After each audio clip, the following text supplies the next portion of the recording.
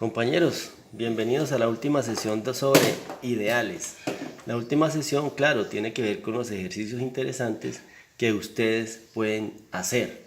Entonces aquí comencemos con los primeros que tienen que ver con las operaciones entre ideales. Entonces observen que si nosotros teníamos ideales del anillo A, en este caso I, J y K, nos preguntaríamos, y ya habíamos definido lo que era una suma y un producto de ideales.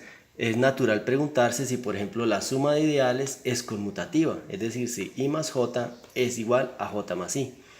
Y solamente, ¿cómo lo van a demostrar? Pues simplemente probando igualdad de conjuntos, es decir, probando que esto está contenido en este y viceversa, que este conjunto está contenido en este.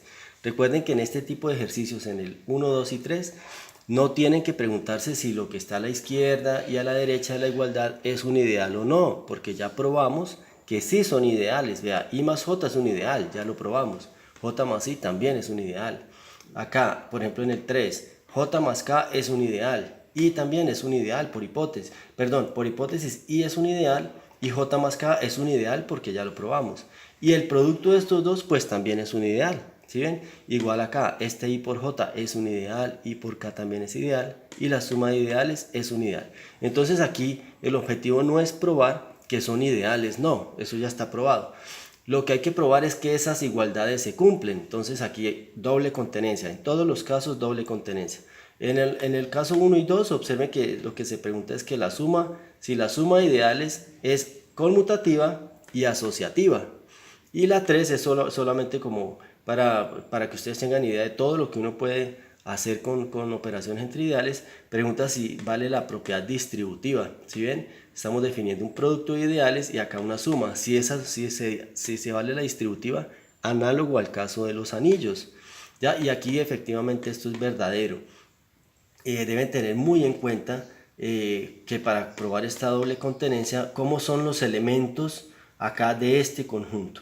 En este caso, los elementos, si van a probar de que este conjunto está contenido acá, pues tienen que tomar un elemento acá y observar cómo se escribe, ¿no? Esto es un producto, pero ojo, el producto, en el producto, claro, va a ser una suma donde los primeros elementos de cada sumando, recuerden que cada sumando es un producto de un elemento de acá por un elemento de acá, y los elementos de acá son sumas. Entonces eso lo tienen que usar y pues simplemente desarrollan esa suma y se van a dar cuenta que llegan acá, y viceversa. Aquí ya saben, toman un elemento de este lado, saben que es una suma de dos elementos de acá más de acá, pero los de acá tienen esto también es una suma finita, y el de acá también debe ser una suma finita. Lo escriben y lo acomodan y se van a dar cuenta que cualquier elemento de acá también es un elemento de aquí. Los otros ejercicios ya son ejercicios más concretos, que tienen que ver en general, que suceden en cualquier anillo.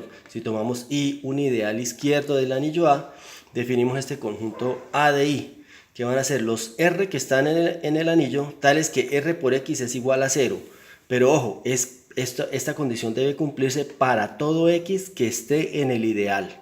¿Listo? Entonces, acá para probar que un elemento esté en este conjunto, debe probarse que SR por X anula a todos los elementos de ¿quién?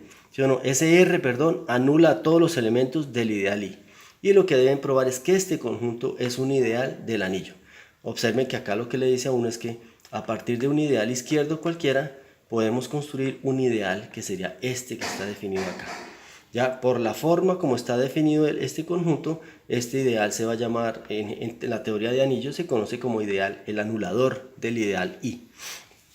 El ejemplo 5, el ejercicio 5 es más interesante porque también es interesante porque tomamos un ideal del anillo A y definimos este conjunto. Esta notación es solo notación, no se vayan a estresar por eso, y es algo parecido al que tenemos anterior, solo que cambia un poquito, pero digamos que la definición es similar. Son los elementos que están en el anillo, tal que X por R pertenece al ideal, pero ojo, aquí es para todo X que está en A, ¿sí?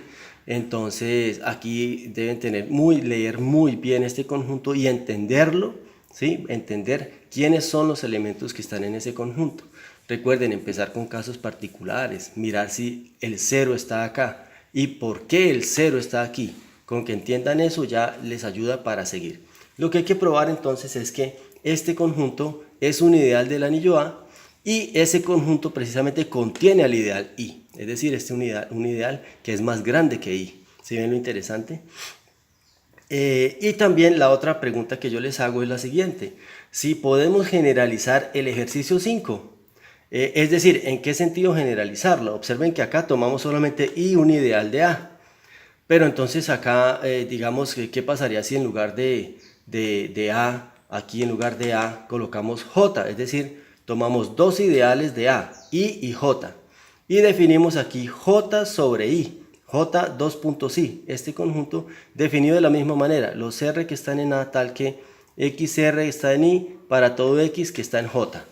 Y la pregunta es si eso también va a ser un ideal. ¿Y qué relación tiene con el ideal I y con el ideal J? Recuerden, acá la idea es cambiar este A que está aquí por J y este A que está aquí por J también. Solamente estos dos. ¿Listo? Compañeros, ya saben, cualquier duda que tengan, con mucho gusto les colaboro. Esto es una idea, es para que tengan una idea de todo lo demás que podemos estudiar en anillos y sobre todo particularmente en la teoría de ideales. Muchas gracias y un abrazo para todos.